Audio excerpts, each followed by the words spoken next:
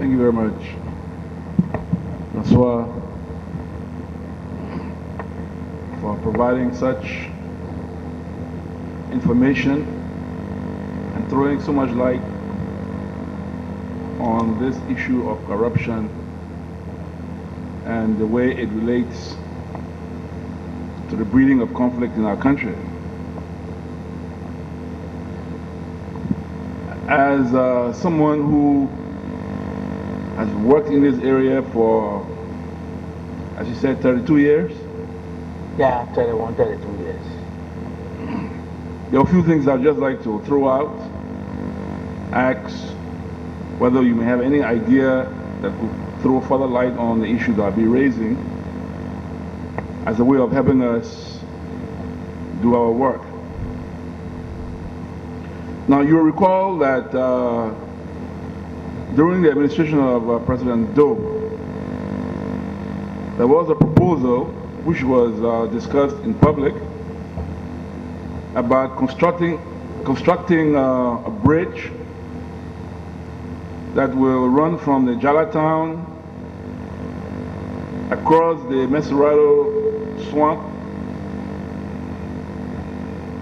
and end up somewhere at a battery factory. My information is that government had concluded some arrangement with Yunus Brothers. I don't know for sure whether this arrangement was subject to vetting or whether it was an open process of bidding. But what I do know is that an arrangement had been entered into with Yunus Brothers, and that an advanced amount of $8 million United States dollars was paid to Yunus Brothers to begin the construction of this bridge. Unfortunately, the war came, and we have not heard anything of such. As someone who was involved in investigating corruption, did any such come to your attention? I understand my information also says that there were officials in government who accompanied Mr. Yunus to the Bank of Credit and Commerce, BCCI, had the check encashed, and some of them received some spin-offs, some payments. Did that ever come to your attention? Did that ever come up as a matter that may by chance have come to your desk? Or do you have any information on it that can help us further our investigation into this? I'm sure you are referring to the proposed hanging bridge. That's right. That should have been the first hanging bridge in Liberia. From Crown Hill, from our church, across into the battery factory. I'm sure that's what you're talking about. Yes. That matter didn't come to us by documents for any probe, but we are aware a construction company, either Eunice or Joseph Brother, one brothers group, received payment upfront to have a hanging bridge from the Crown Hill curve across the Mesurado River to the battery factory, for which clearing was done. And all of the units behind that bridge, behind that factory, were paid for. All those structures around there, government paid everybody off to make way for the construction of that bridge. That took place just around 88, almost any 88 that deal went through. In the end, our situation set in, and I'm sure those guys were the first to flee the country, and nothing happened until they left the yellow machines and other things there when they left. That much I know. Yes, I know that government paid for that bridge. I also understand the government paid for the widening of the Somalia Drive from Freeport to the red light. That money also never returned to us. Can you recall which company had been paid to do that enlargement of the road? I will have to check up some notes, but I know the company was paid to do that road. We would appreciate for you to provide us any additional information to follow our work. Yeah, and you must note, lots of things went on. Perry Street, for example, the government paid every hamlet, every unit that were in its 150 feet radius on Perry Street to have that road straight into the main road.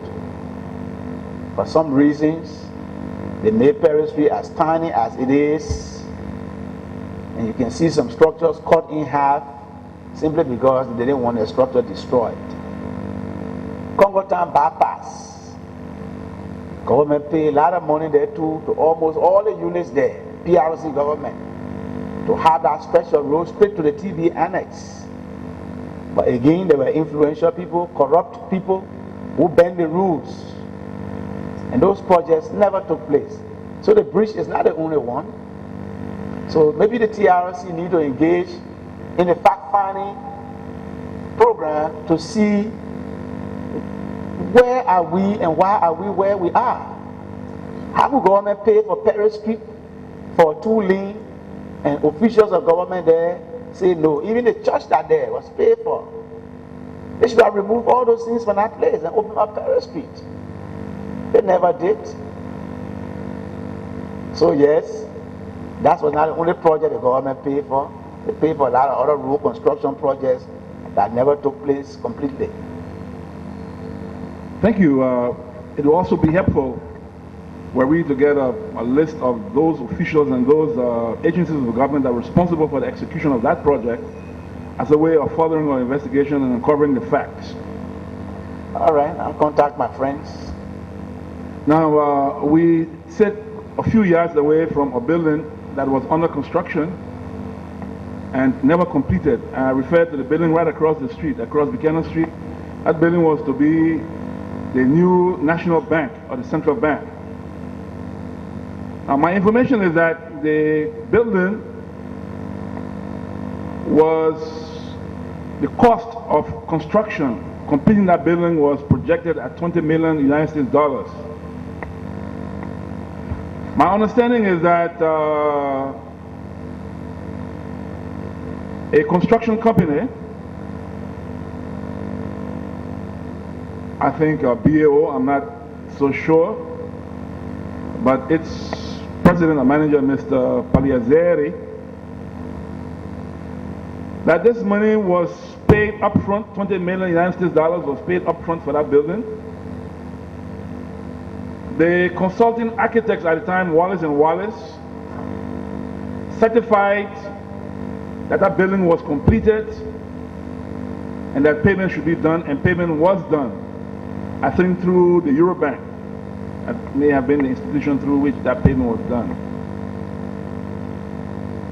The Ministry of Public Works was to provide supervisory services, confirm whether the recommendation by the consulting engineers, Wallace and Wallace, was actually the fact. I understand that the Ministry of Public Works also acquiesced, though the arrangement to have the money paid up front, and that this money was paid, $20 million United States dollars. Till today, this money, the bank building has not been completed. You recall that there was a crane that was used to facilitate the construction of that building, and after the conflict broke out, the crane went into disuse, and eventually portions began to drop, caused some accidents, and I think it was the Chinese that eventually succeeded in dismantling the crane. During the period of your work, did any such information come by you? Or would you have any information that would suggest that yes, this money was paid? And would you know whether the payment was done through the central bank? At the time, I think the governor of the central bank, which was the national bank at the time, was Thomas DeVore Hansen. During the period of your work, spending the 32 years, National Forces for Eradication of Corruption, Ministry of National Security, and all of that, did any such information come by you? I can answer that question in this way. The PRC worked in a way, if an influential person in their midst had financial interest in a given project, that project went on in the twinkling of an eye. Just like the bulk purchasing scheme, because somebody influential in their midst had interest, they had no objection to that scheme. Just like the hanging bridge, because somebody would benefit, they had no objection. So many instances, they would pay up front. Once they knew that their interest would be protected, they would pay up front. So I'm sure you got your facts together, and you can see that this building is still here. But to say that our information came on my desk, no.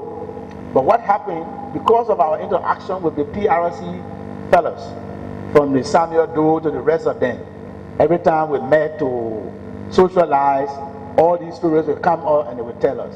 And by that way, we know some of the things we know today. Yeah, so I'm sure the TRC at your closing, you may just want to follow up on all these hanging developments and see whether they were paid for. Record will be somewhere, but the PRC did pay up front on most of their activities. Thank you very much.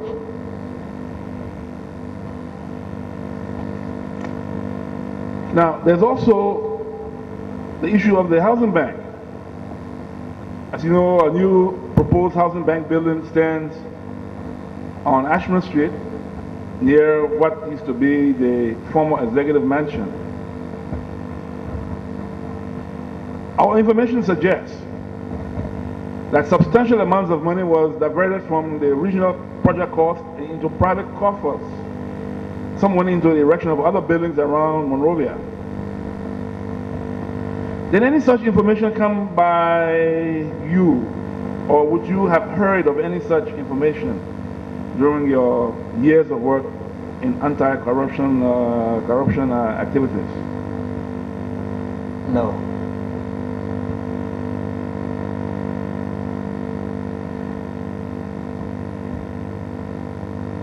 You said no? No. All right. Can you let me go to the LPRC? In 1980 and 1981, the Liberian Petroleum Refining Company had an oil facility arrangement with the Lombardi Group, Lombardi, L-O-M-B-A-R-D-I. And they were supplying fuel or crude oil to the LPRC that it will refine, sell, make profits, and then pay off this facility. And this oil facility was arranged through the National Housing and Savings Bank. Our information shows that during the term of the PRC, this arrangement, payment arrangement, the PRC reneged on payment arrangements to the Lombardi Group. And the Lombardi Group subsequently withdrew, prompting the LPRC and the National Housing and Savings Bank. I do not know for sure whether the money owed to the Lombardi Group was ever liquidated or not. I'm not so sure of that, and I cannot recall the final details. But however, a new oil facility arrangement was reached with the Red Mountain Finance Corporation, based, I think, in Oklahoma, United States of America. Again, those are details that I'm not so sure of. I'm talking about the location of this, but I do know it was the Red Mountain Finance Group. And the value of that oil facility arrangement was 50 million United States dollars. And as you would know, the National Housing and Savings Bank, which remains closed today, owing particularly to these loan arrangements that made the bank insolvent, but this bank was a depository for many people, common people that is, marketeers, I myself, others had money savings in that bank. The bank became insolvent. Today, depositors were left with their hands outstretched and received nothing. But the point is that this oil facility arrangement reached with the Red Mountain Finance Corporation. Again, government reneged on the arrangement, and the Red Mountain Finance Corporation pulled out. During that period, depreciation was rising rapidly on the facility in Gardnersville, the oil refinery. And because the LPRC had become insolvent, although we know today that the LPRC is making a lot of profit, but because the LPRC became insolvent, and more or less the National Housing and Savings Bank was in a state of near insolvency,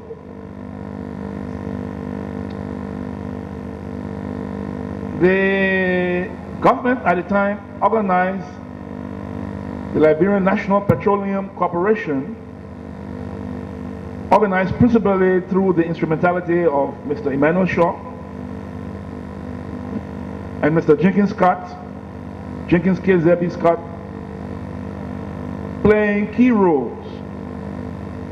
We know that the LNPC, defunct now, inherited the assets, the fixed assets of the LPRC, the refinery, the oil jetty, the oil storage facilities. And although it inherited the fixed assets of the LPRC, it did not inherit the liabilities of the LPRC. Can you provide any information as to the legality or illegality of such an arrangement that was entered into? And the profits made by LNPC, were they deposited into government coffers or did they go into private coffers? That's the first part of my question on the LPRC I would like to pose to you. I'm sure you will appreciate that all of the scenarios you're giving were all carried out on a military junta. Now these people did not go for too much of the rule of law. The situation you explained did take place, yes, and I'm glad you mentioned the brother Emmanuel Shaw's name. He is perhaps the most knowledgeable person in Liberia on that entire transaction. You must also appreciate the PRC worked in a way that, for example, some of the situations you are citing were considered classified. Those were classified information that will not just get down to ordinary people like us unless we had to be involved. But on the surface, yes, we are aware that an LPMC was created, LMPC was created, and Emmanuel Shaw headed it. As to the financial dynamics and transactions, no, I will have no knowledge. But Emmanuel Shaw will be the right person and whether those entities were created through acts of law or created by PRC decree or just created on sentiments, I won't know. But you should understand that the PRC was a military government. Anytime these guys decided they wanted something done and their interests were involved, they got it done.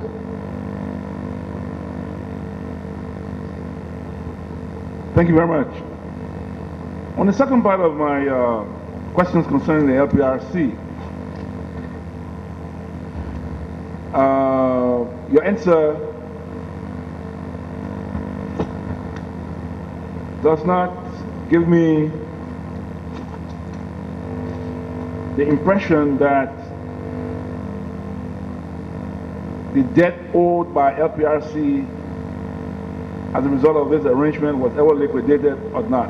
Anyway, because, I say you don't. Maybe yeah, I can understand where you come from, because I'm sure you want me to tell you what I know for sure and can say tomorrow, can say day after tomorrow, can say 5, 10 years from now. Those arrangements, yes, we heard about them. What I have spoken of here today are issues that I handle or that I supervise, for which I remember dates and documents. The PRC, yes, they work as a military unit. And so such transaction, a transaction of that nature, people like us would have never known. It would have never come to us. It would stop at the level of the bank president, the finance minister, the NRC chairman, and that kind of thing. Those were privileged information, and they never came my way. Now, further to my concerns about the LPRC,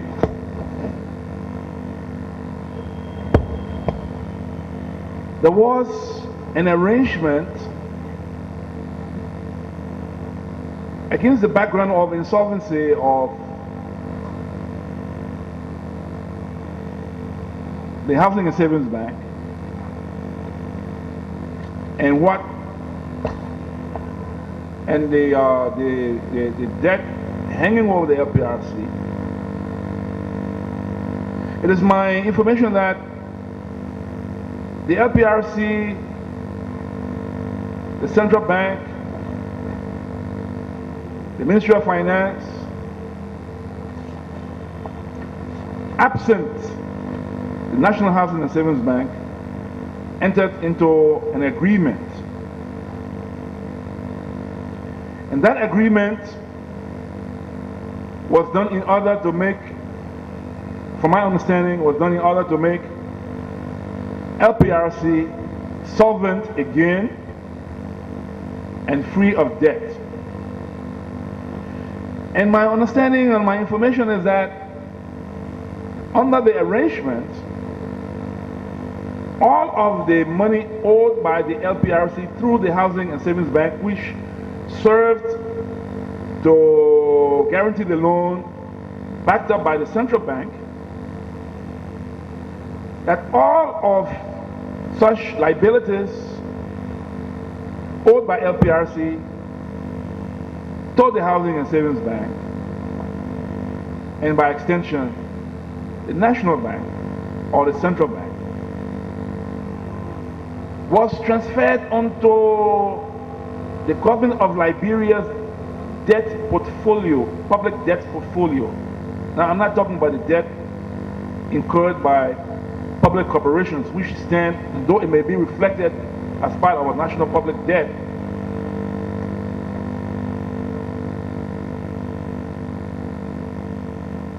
and that all of this was written off LPRC books, transferred onto the national public debt portfolio, and that amount, however, was never transferred from the books of the National Housing and Savings Bank, and the bank remains insolvent today, and that in return, For such an arrangement, the government of Liberia, through the Ministry of Finance, will receive an amount of $400,000 United States worth of petroleum products per year for a period of 10 years.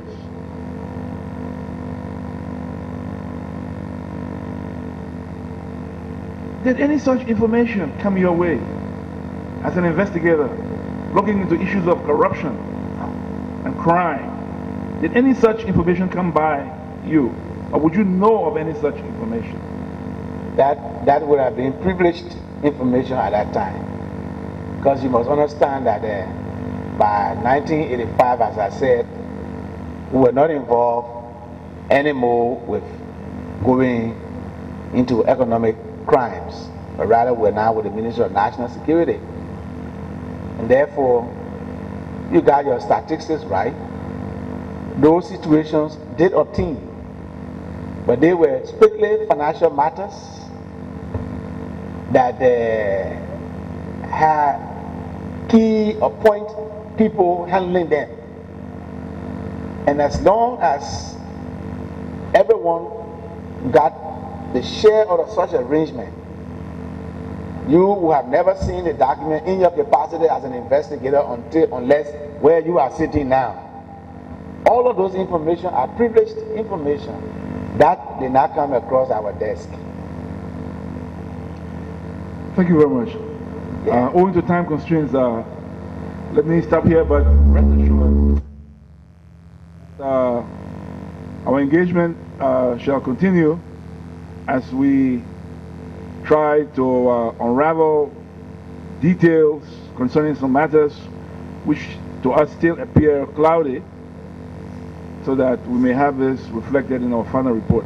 So let me thank you very, very much for such insight, and look forward to continued cooperation. Thank you very much. Thank you.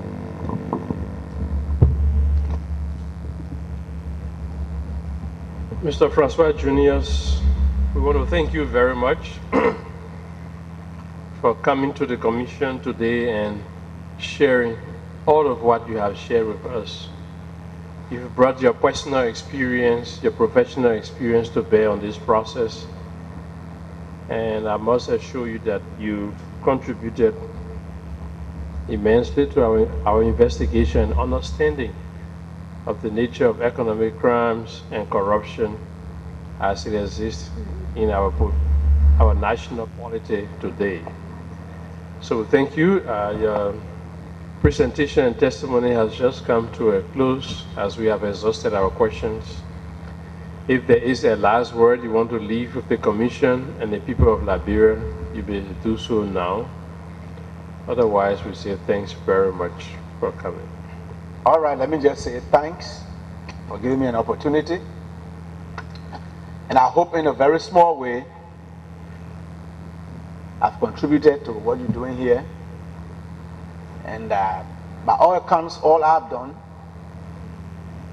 I try to rub in some of the things maybe people have not actually heard. And everything that I've testified to are situations at the time that were under my direct supervision that I handled or that I participated in. And if by chance anyone feels I've said something not correct, I stand corrected, because I'm giving a story that took place 25 years ago. So I want to thank you and urge the government, all of us, that corruption is the contributing factor for war.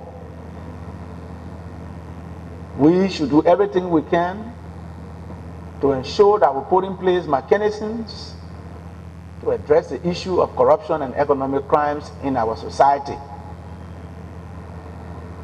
If we don't, we'll have people guessing or surmising that corruption is uncontrollable now, and therefore they should take issues in their hands. I want to thank all of you,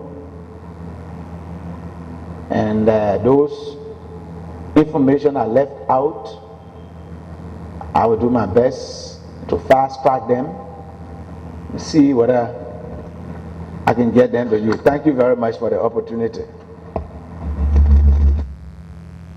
Thank you very much, Honorable Juniors. You may kindly leave.